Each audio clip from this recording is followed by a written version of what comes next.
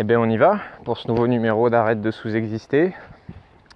Le podcast pour ceux et pour celles qui veulent exister pleinement, pour ceux qui à la fin de leur vie veulent se regarder dans la glace et pouvoir dire j'ai pas de regrets, j'ai fait tout ce que j'avais à faire avec tout le potentiel qui m'a été donné.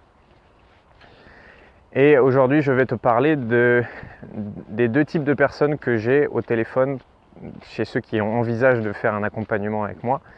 Je fais toujours un appel avant pour vérifier que un accompagnement, ça peut faire une vraie différence pour la personne. Et lors de ces appels, j'ai souvent deux types de personnes. Le premier type de personne, c'est la personne qui a réellement envie de se transformer et qui a pris la décision d'investir sur elle et qui sait que se transformer et transformer sa vie, ça passera par une décision d'investir sur soi. Souvent, c'est les personnes qui ont, entre guillemets, suffisamment souffert pour que leur situation actuelle soit tellement inconfortable que changer, c'est plus j'aimerais bien changer, il faudrait que je change, ça peut être bien de changer, mais ça doit changer. C'est devenu une nécessité pour elles de changer. Et donc ces types de personnes-là qui savent que c'est seulement en investissant sur elles-mêmes, en misant sur elles-mêmes, qu'elles vont pouvoir se transformer. Et qui savent que ça va passer par prendre une décision inconfortable. Et je vais y revenir dans la suite de ce podcast. Et puis il y a un deuxième type de personne qui a envie de changer aussi, qui sont potentiellement en souffrance ou qui ont potentiellement un blocage ou une situation qui ne leur va plus, mais qui ne sont pas prêts à prendre une vraie décision et qui vont s'orienter vers une demi-décision. Si tu n'as pas encore écouté le podcast sur vraie décision, demi-décision, je t'invite à l'écouter, ça doit être quelques podcasts en arrière. C'est-à-dire prendre une demi-décision, quand je vais leur demander quelle est leur problématique et quel est leur objectif, qu'est-ce qu'ils veulent atteindre à la fin du coaching, si jamais on travaille ensemble, elles vont me donner leur objectif.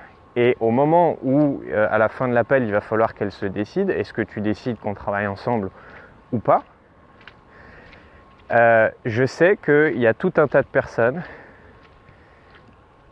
qui vont prendre des demi-décisions, c'est-à-dire qu'ils vont se dire « Ok, non, je sens que le coaching, ça va être challengeant pour moi. Je sens que le coaching, c'est un gros investissement financier. Je sens que le coaching, ça me fait peur parce que ça peut aussi me faire bouger. Donc, je vais dire non. Je vais invoquer tout un tas de raisons qui ne sont pas les vraies raisons, mais voilà, pour pouvoir justifier mon non. Mais, par contre, pour régler mon problème, je vais faire des trucs quand même.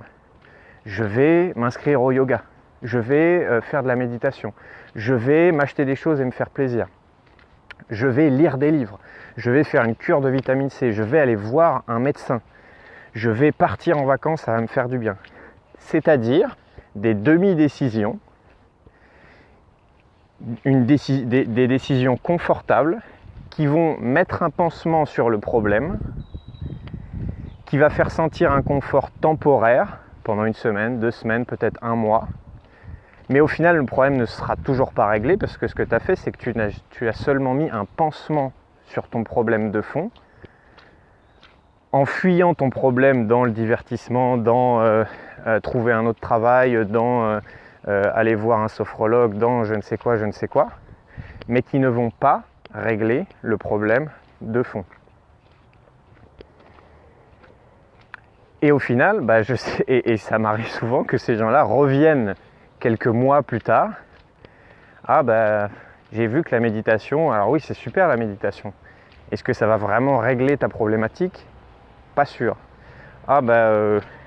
C'est bon, j'ai lu des livres, mais du coup, c'était cool, mais mon problème, il est toujours là.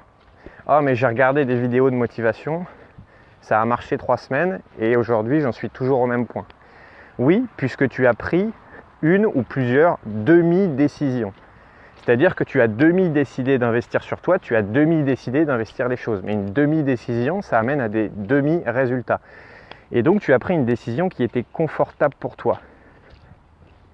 Sauf que décision confortable égale vie inconfortable.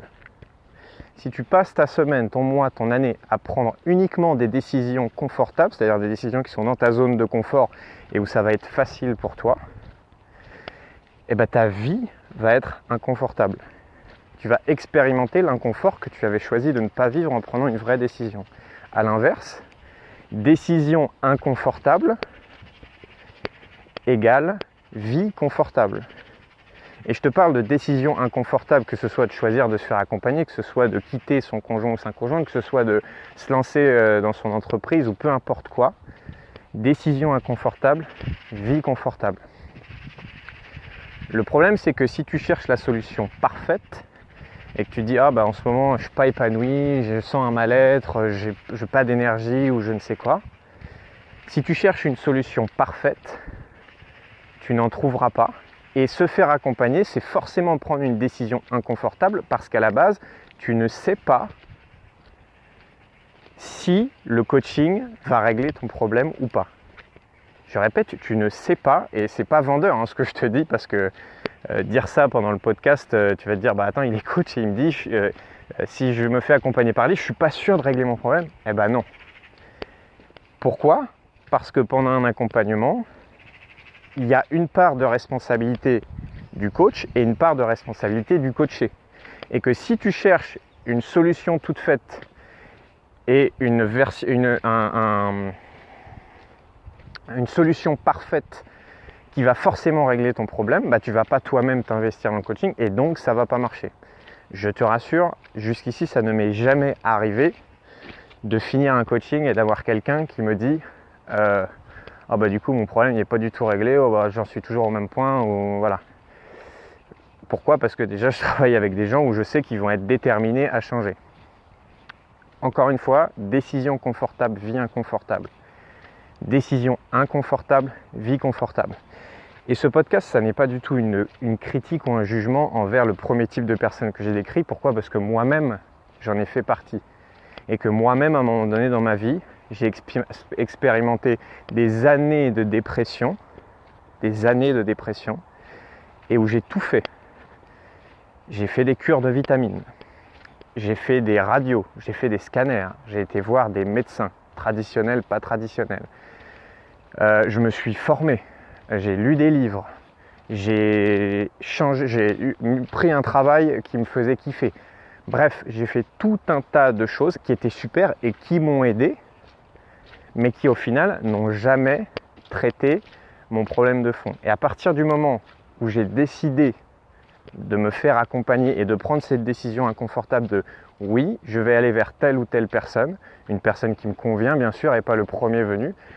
Oui, je sens qu'avec telle et telle personne ça fit, je vais me faire accompagner par lui ou par elle parce que j'ai vraiment envie de régler ce problème-là.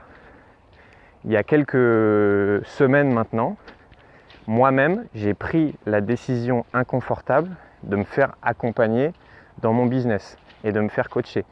Et je savais que cette décision allait être inconfortable parce que tu n'es pas sûr du résultat, parce que c'est un investissement financier et parce qu'il n'y a aucune garantie que ça marche et tu as forcément une part d'incertitude sur est-ce que je vais atteindre mon objectif ou est-ce que je ne vais pas atteindre mon objectif. Voilà, ce numéro était un peu plus long que d'habitude. J'espère que tu n'es pas arrivé en retard au travail à cause de moi. Je te souhaite une très très très bonne journée et à bientôt.